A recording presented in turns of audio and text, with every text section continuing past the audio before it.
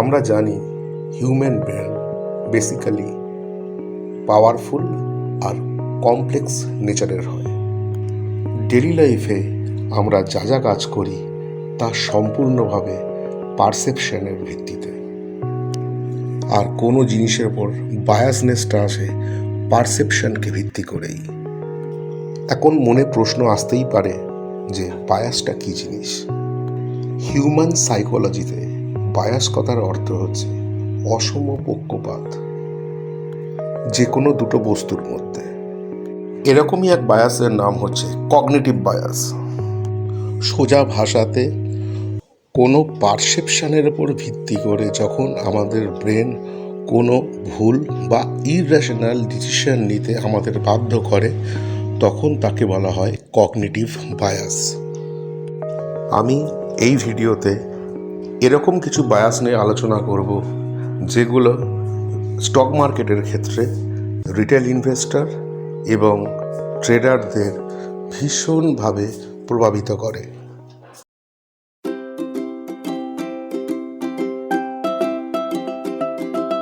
প্রথমে যে বায়াসের কথাটা মনে আসছে সেটা হচ্ছে অ্যাঙ্কারিং বায়াস। অ্যাঙ্কার মানে নোঙর ফেলা হয় সমুদ্র বা নদীর তীরে কোনো জাহাজ বা নৌকাকে ফিক্সড করার জন্য। ইন সিমিলার ফ্যাশন, যখন আমরা কোনো টিভি বা সোশ্যাল মিডিয়াতে রিগার্ডিং স্টক মার্কেট কোনো রকম স্টকস রেকমেন্ডেশন বা টিপস পাই, মনের মধ্যে সেটা খেতে যায় নোঙরের মতো। সেই বায়াস নিয়ে আমরা স্টকটা কিনি। অ্যাজ এ রেজাল্ট পরের দিন স্টকসটা পড়ে যায়। কারণ কি? কারণ আমরা টেকনিক্যাল চার্ট দেখি না, আমরা ব্যালেন্স শিট দেখি না, কোম্পানিটার কি অবস্থা আছে সেটা আমি দেখছি না, তার ফিউচার কি আছে দেখছি না। সোশ্যাল মিডিয়া বা টিভিতে যা কিছু বললো, নো প্রবলেম, সেটা আমাদের মাথার মধ্যে ঢুকে গেল এবং সেখানে আরেকটা জিনিস কাজ করছে, সেটা হচ্ছে ফোমো। ফোমো মানে হচ্ছে fear of missing out. TV বা সোশ্যাল মিডিয়াতে বলেছে, বড় বড় অ্যানালাইস্টরা বলেছে, সো স্টকটা যদি হাত থেকে ছেড়ে যায় মুশকিল হয়ে যাবে।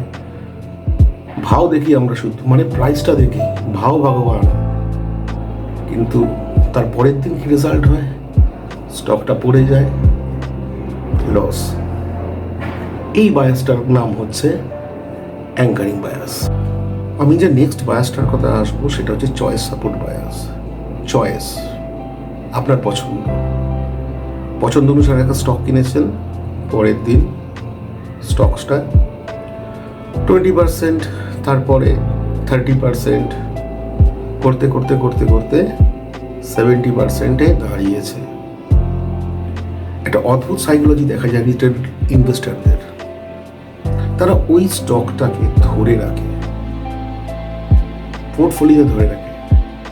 অন দ্য কন্ট্রারি, যখন আপনার কোনো স্টক পোর্টফোলিওতে থাকবে যেটা প্রফিট, তাকে বিক্রি করার জন্য মানুষ উঠে পড়ে লাগে।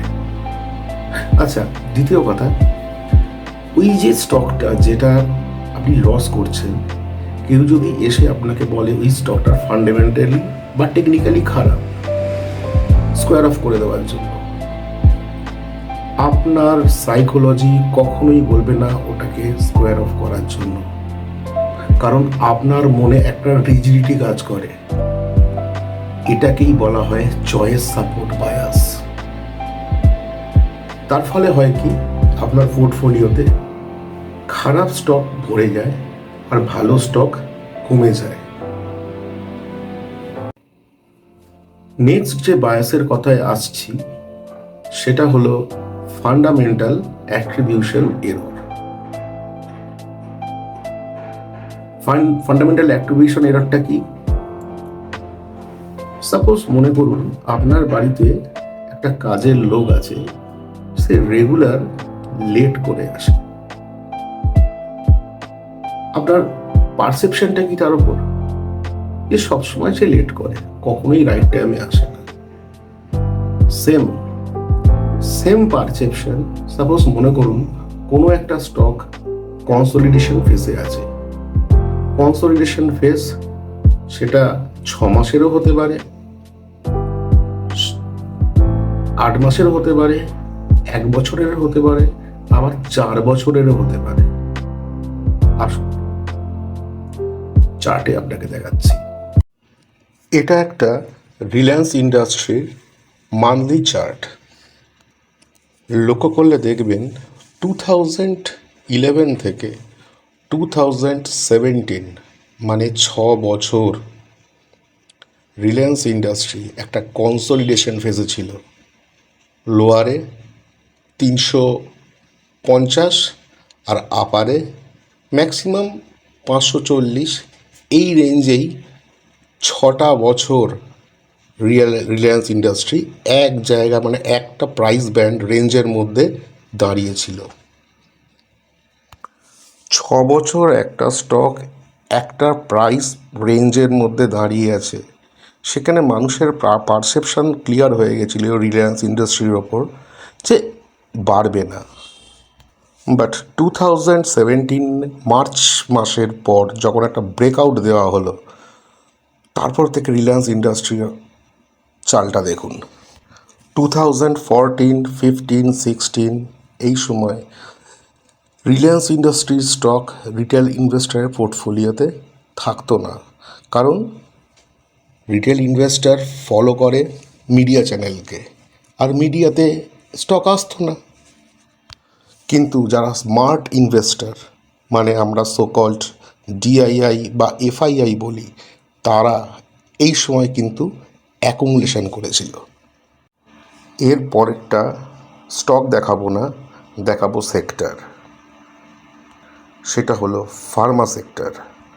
এটা একটা নিফটি ফার্মার মান্থলি চার্ট। এখানে দেখা যাচ্ছে 2012 থেকে 2015 পর্যন্ত 3 বছর কন্টিনিউয়াস নিফটি ফার্মা একতরফা র্যালি দিয়ে গেছে।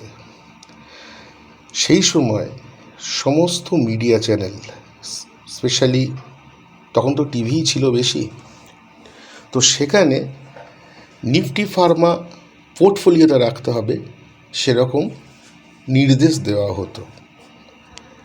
তাই রিটেল ইনভেস্টাররা তখন ভোরে ভোরে নিফটি ফার্মার স্টক, ফার্মা সেক্টরের যত স্টক আছে বাই করা শুরু করলো। কোনো স্টক যে বা কোনো সেক্টর যে একতরফা চলতে পারে না, সেটা কিন্তু রিটেল ইনভেস্টাররা জানতো না, কারণ তারা চার্ট দেখে না। ফলত ওপরের দামে তারা আটকে গিয়েছিল। 2015 অক্টোবর মাসে যখন নিফটি ফার্মা টপ আউট করলো, রিটেল ইনভেস্টাররা কিন্তু তখন বেরোতে পারল না। এরপর চার্টে দেখুন নিফটি ফার্মার ডাউন র্যালিটা কি ভয়ঙ্কর। 2015 সেই অক্টোবর থেকে 2020 কোভিড আসার সময় পর্যন্ত পুরো ডাউন ট্রেন্ডেই নিফটি ফার্মার সমস্ত স্টক ছিল। টানা 5 বছরের ডাউন ট্রেন্ড র্যালি। তাহলে সব ক্ষেত্রে কি বোঝা গেল? আপনার পারসেপশন রং। পারসেপশনের ভিত্তিতে যে স্টক আপনি কিনেছেন, without analyse, without reading chart, everything fails. তো ভিডিওটা কেমন লাগলো জানাবেন, কমেন্ট করবেন, ভালো লাগলে লাইক আর শেয়ার করবেন প্লিজ। নমস্কার।